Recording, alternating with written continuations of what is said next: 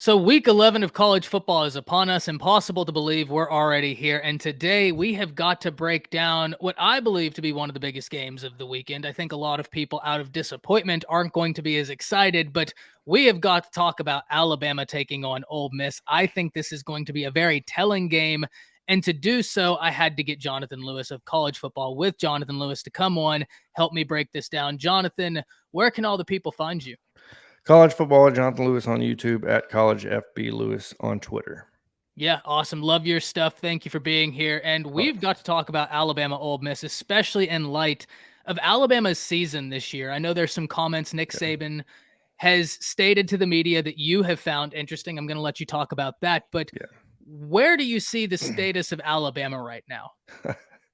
There's a gigantic question mark, and I don't think anybody knows the status, or I don't think anybody understands what's going to come out of this game against Ole Miss this coming weekend. It's been a long time since I had to think about this. It's been a long time since I can remember that Alabama wasn't either playing for a spot in Atlanta for the SEC championship game or a playoff spot, whether it's in the BCS era or playoffs. And there's a lot to think about this coming week against Ole Miss. And look, there's a lot of commotion with the coaching staff, right? With Bill O'Brien, Pete Golding. So, when it comes to this Alabama team, I feel like nobody knows what's going to happen until we play Ole Miss, because it's been such a long time since an Alabama fan, including myself, has seen a team like this play for pride, play for a better bowl, right? Or whatever it may be. And really play football in a sense versus, you know what I mean?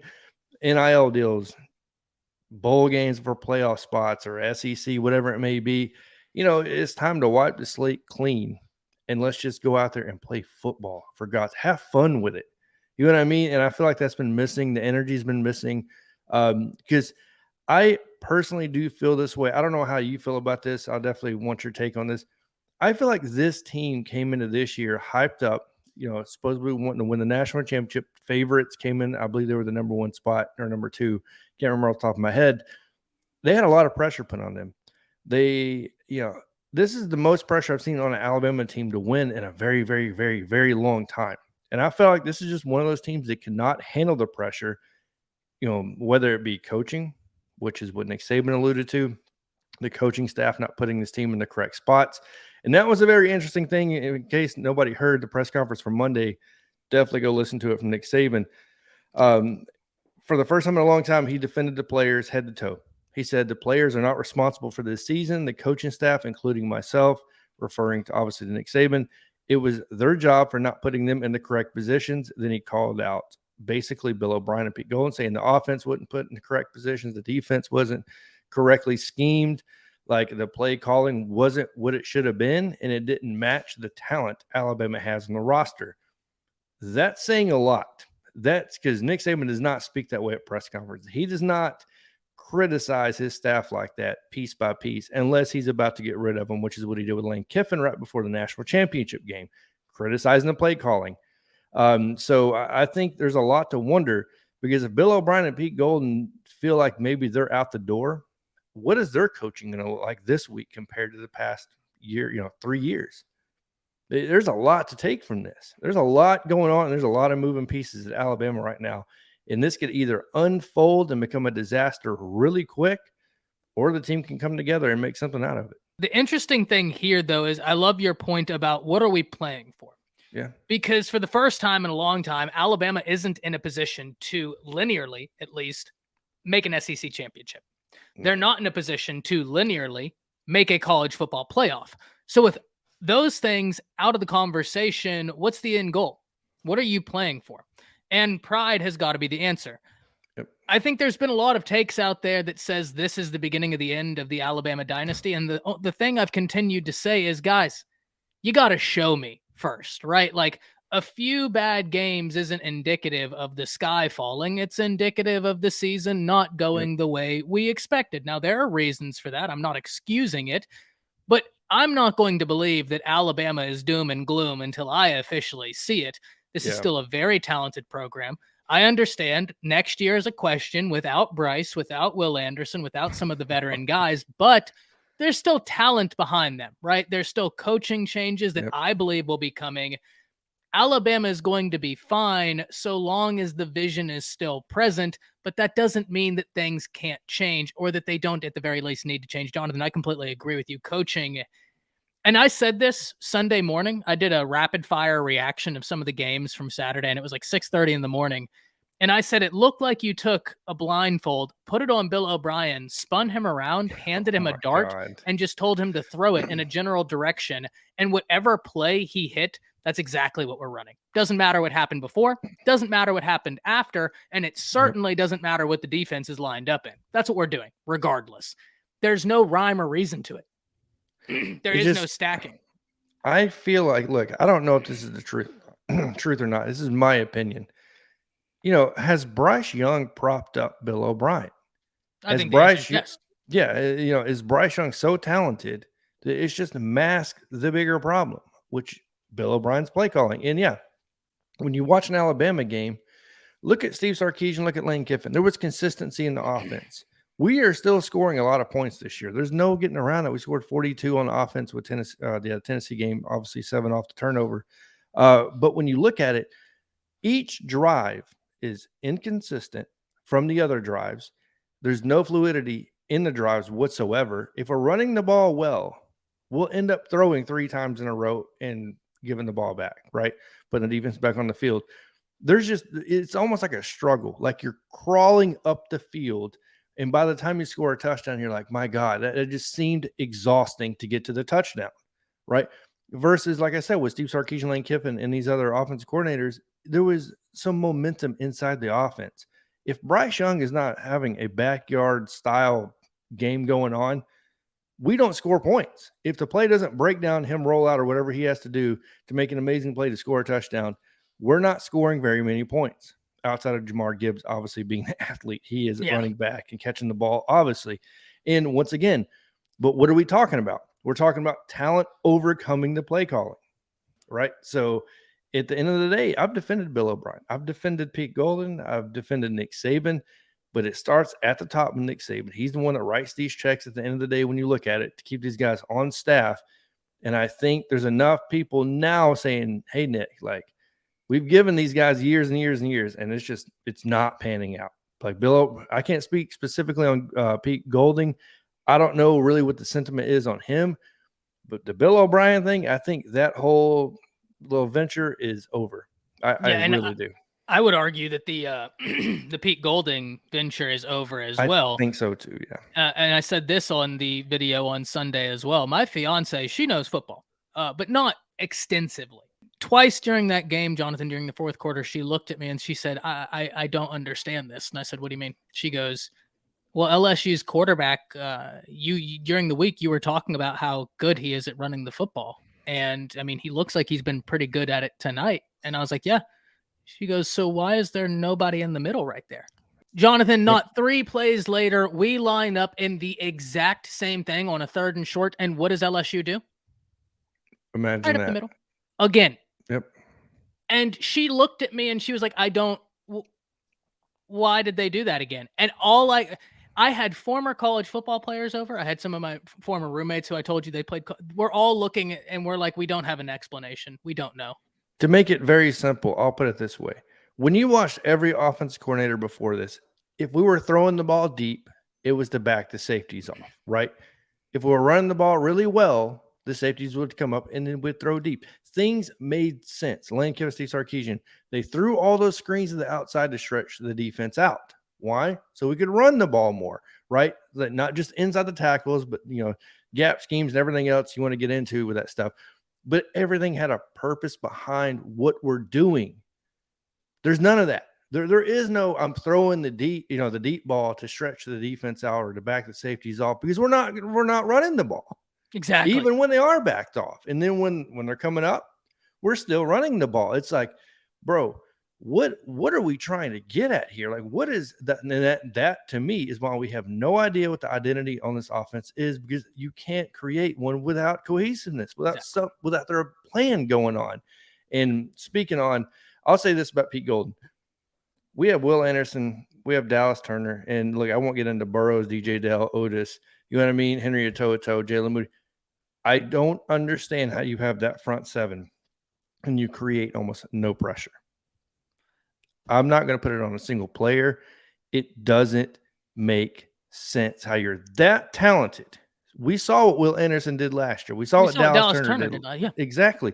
We know the capabilities of DJ Dell. We now know the capabilities of Jaheim Otis, right? He's been an outstanding player this year as a true freshman.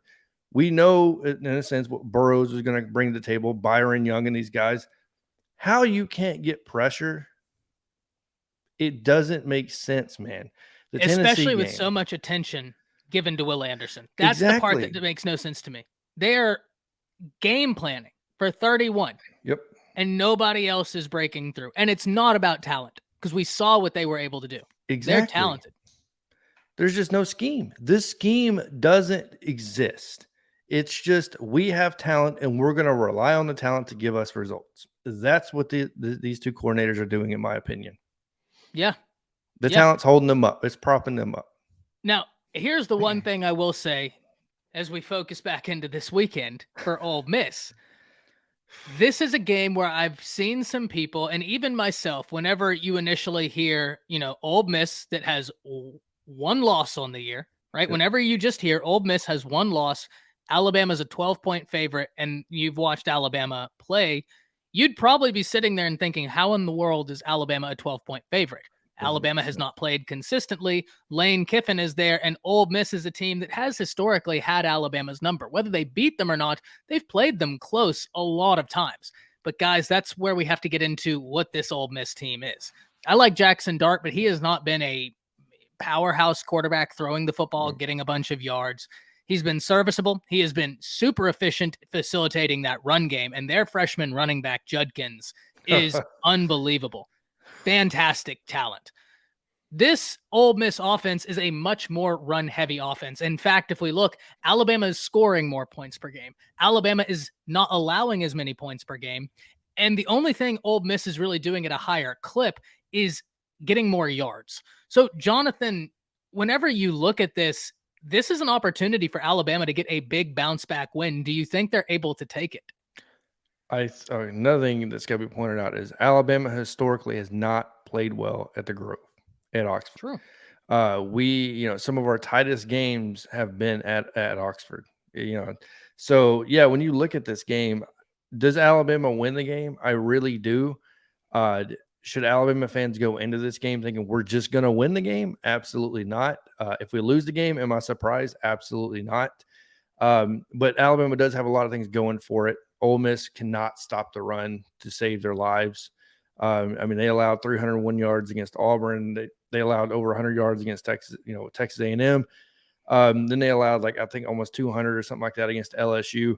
So they can't stop the run. And we have Jamar Gibbs. We have Jason McClellan. We have these guys that can run the ball. You want to know the only problem with that, Jonathan? Bill O'Brien's calling the plays. Give him the stat. Give him the stat I was about to say. Go ahead. No. Go give credit where it's due. Go ahead. I want to hear it. We're top 10 in rushing outcome and rushing efficiency. If I'm not mistaken, we're top 5 in rushing efficiency. And we're 88th in rushing attempts. The outcomes of our running plays are very successful. We don't do it. There it is. So, yes, it's going to come down to the play calling. I can't believe I'm having to sit here and say this. We have to rely on the play calling to make sure that Ole Miss, who struggles to run, stop the run, that we run the ball. Bryce Young is a special talent. I understand that. I understand he's, in my opinion, a once in a generational player. He's probably, in my opinion, he is the best quarterback to ever play at Alabama. Yeah. When it comes to talent-wise, calling the plays, doing what he does. But look, it doesn't always have to be on him. The pressure doesn't always have to rely on him to win the games. How much money does Bryce make a year? NIL, we'll take off NIL. No, but from Alabama, how much is he paid a year? None. So scholarship. My question then becomes, why are we putting so much onus on the dude that's not getting paid to call plays? And I agree with that. I'm not. Bill's catching a check. I'm not going to say nothing to that because we're going to dive into a whole different scenario. This will no longer become about Ole Miss video. Yeah. I'm sorry. So when you look at this, yes, you're going to rely on the play calling. And then there's so much also going against Ole Miss in the fact that Jackson Dart is, look, he's a great quarterback, way better than I could ever be, but he hasn't panned out to what a lot of people thought he would be. I think 14 touchdowns and 7 interceptions. He's a game manager at this point that helps facilitate, like you said, the run game, because Judkins and Evans and these guys, studs. That's all there is to it. These guys are monsters. But the problem when you play Alabama is if you are one-dimensional, it tends to be a problem, right? So the teams that have come close or beat Alabama found a way to be, we'll say, if they're a passing team, they did well passing, but they also managed the run game. They managed to get some big runs, right? So that's how you beat Alabama. And that's what scares me, is that Ole Miss, if Jackson Dart does get going, even a little bit in this game, it's going to have me screaming, because I already know what that could open up for Evans and Judkins and those guys, because it could get nasty. Well, even further than what they have in the running back room, because you're right, and shame on me for forgetting Zach Evans. That dude is so talented. Oh my gosh! But here's a problem that this creates, Jonathan. When we're talking about Jackson Dart, we need to be very forthright, and this is my mistake, right? Because I should have said this. While he hasn't been the quarterback so many envisioned, we need to preface that in the throwing category. Exactly. Not running the football. Great. I think he's turned everybody's head in the nation. So that is my mistake. If there's Ole Miss fans listening, let me revise my statement. He has not put up the passing yards I think so many people expected. Jonathan, he's averaging 5.9 yards a rush right now, and he has 473 rush yards on the year. I agree with you. While I think this game, on paper, bodes well for Alabama, there is a cause for concern. The cause for concern is Jackson Dart is a mobile quarterback that can get out the pocket, that can cause for your eyes to get caught in the backfield, that can cause for a guy like Mingo. You have so much emphasis put on Jackson Dart, put on this rushing game, that everybody's worried when he escapes the pocket. Well, where's Mingo? Well, you turn around and he's 30 yards behind you, streaking. These are the things we have got to worry about, right? When it comes to a quarterback like Jackson Dart that has this mobility.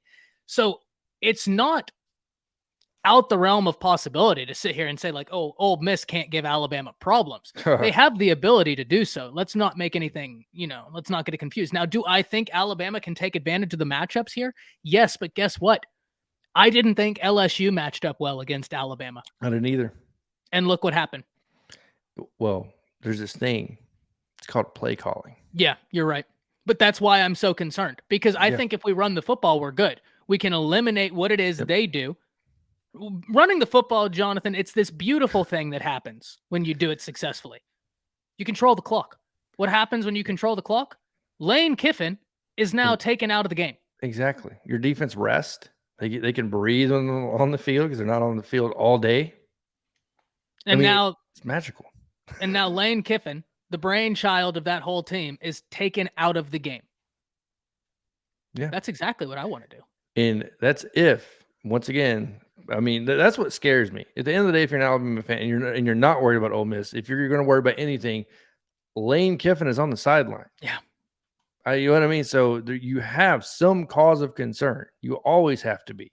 I don't care who he's coaching, what the team is. He's going to have something going for him. If you don't think that, ask Arkansas about Hugh Freeze. These guys, coaching to a certain extent brings this up. But you mentioned Mingo. This man's like over 22 and a half yards per catch. Yeah. That, once again, these are numbers you have to pay attention to. You know what I mean? He's not dinking and dumping the ball to Mingo. But Mingo is also great after the catch. That's another thing. But I do feel like when it comes down to it, can Alabama get the pressure on Jackson Dart?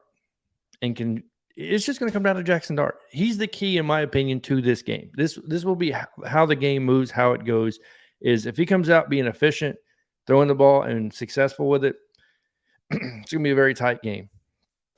And if he comes out and he struggles throwing the ball, Ole Miss is going to have they're going to have a long day. You know what I mean? Like, it doesn't take a genius to break this game down, in my opinion. But at the same time, how does Bryce Young bounce back from statistically the worst game he's ever had? 49% throwing the ball. Like, you know what I mean? He made some plays where it's like, I get it. you're the guy. All the pressure's on you. And I feel like that's one thing Nick Saban's going to preference this week is like, look, everything can't be on this guy's shoulders. Yeah. We gotta give him some relief before he goes to the NFL and has to experience this all over again with a team that's just, you know what I mean? It's going to be horrible in the NFL. And you know what? I think here's a great way to kind of conceptualize for people listening what we're saying here. If you're an Alabama fan, during the course of that game, in the waning moments, when you felt like maybe Alabama could come back just like they did against the Auburn Tigers in the Iron Bowl last year, did you feel like that because you had Bill O'Brien? Or did you feel like that because number 9 was your quarterback? And I think unanimously the answer is because it's Bryce Young. Close. It's not even close. When you're in 2-minute offense, the play calling's out the window. Yeah. You're relying on what the quarterback's going to do. And where has Alabama been at their best? Whenever we're going tempo at 2-minute. It's insane how that works, how we got away from the tempo when it was our strength when we play it. And you know what? Josh Pate made a lot of good points too. He's like, man, when's the last time? See, people think this is a 1-year problem.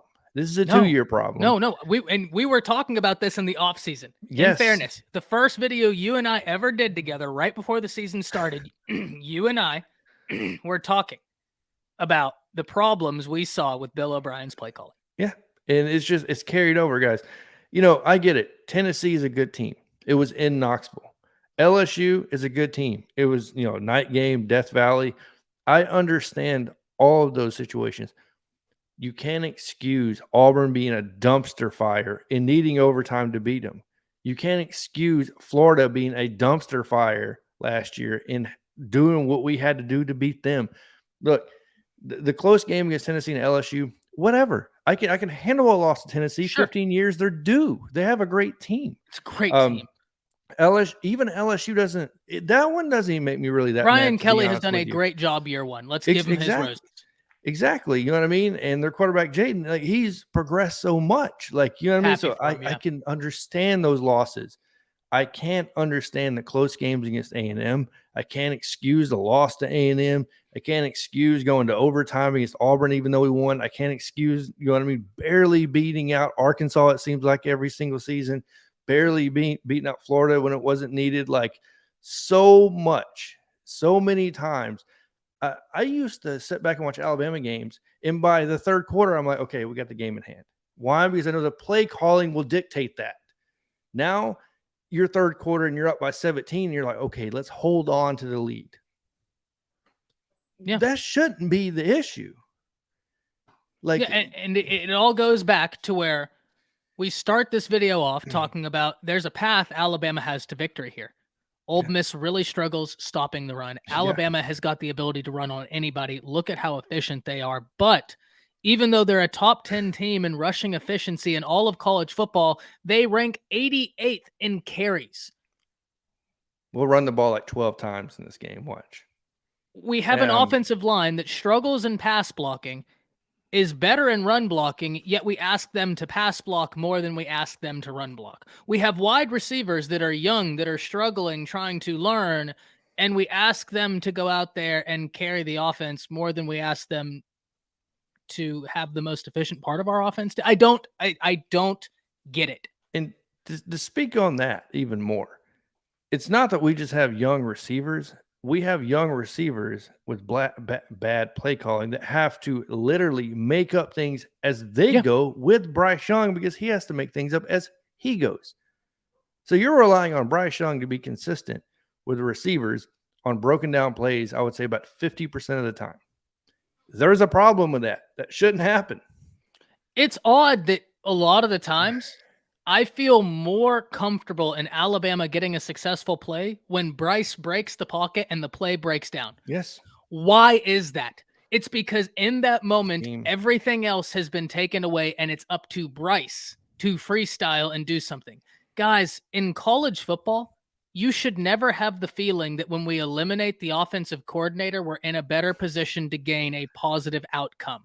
And that's exactly how Alabama fans feel, that whenever the play breaks down and Bryce has to freestyle, oh, well, now we can get it. Because Bryce, have you ever seen Harry Houdini and Bryce Young in the same room? Now you have. Hmm? Like, Interesting, right? yeah, no. You never thought of that one. Look, all I'm gonna say is Garrett Riley's at TCU. Get him. Go after the dude. Get him. That's all I'm gonna say. Yeah, absolutely. This is a game, guys, that I think, to sum this up, because I think, Jonathan, you put it, this doesn't take a genius to break this No. game down. If Alabama is able to stifle the rush attack for Ole Miss, they're going to be able to dictate this game. Now, one thing we have to acknowledge is Jackson Dart. His presence in the running game is going to be an X factor. He has got to be a priority for Alabama. How do you do that? Gap integrity. I know that sounds simple whenever we say play with discipline, right? I've had people comment and be like, oh, well, you always play with discipline. And I'm like, yeah, you're right. You're right. I know there's a better way I need to figure out of how to say this, but it's simply put, play with discipline. Gap integrity. That's huge against a guy like Jackson Dart. 17 penalties. Look, we're horrible on the road with penalties. Let's just stop it. Exactly. And that's a thing, right? And I get it. Penalties are not gap integrity, but it's all discipline, right? It's all in the same wheelhouse. That's got to be something shored up. If it is, I feel very confident that Alabama can not only cover the 12 points, they could go over. If they can't play up to their capability, we're having a totally different conversation. Now, you might be asking yourself, now, Ty, why would you feel like they could when they've showed you so many times that this is who they are on the road? It's because they've also showed me they have the ability to do well, which is what makes this team, I think, so frustrating for Alabama fans, Jonathan, is because it's not been all bad or all good. It's been up, down, up, and you don't know who they are. Yeah, you don't know. You can get Will Anderson for 2.5 sacks one game and none the next, because once again, a team schemes against them correctly and there's no adjustments made to help the guy out. Exactly. And you know what I mean? So you never know what you're going to. Life is like a box of chocolates, but for Alabama fans, literally this weekend, you don't know what you're going to get.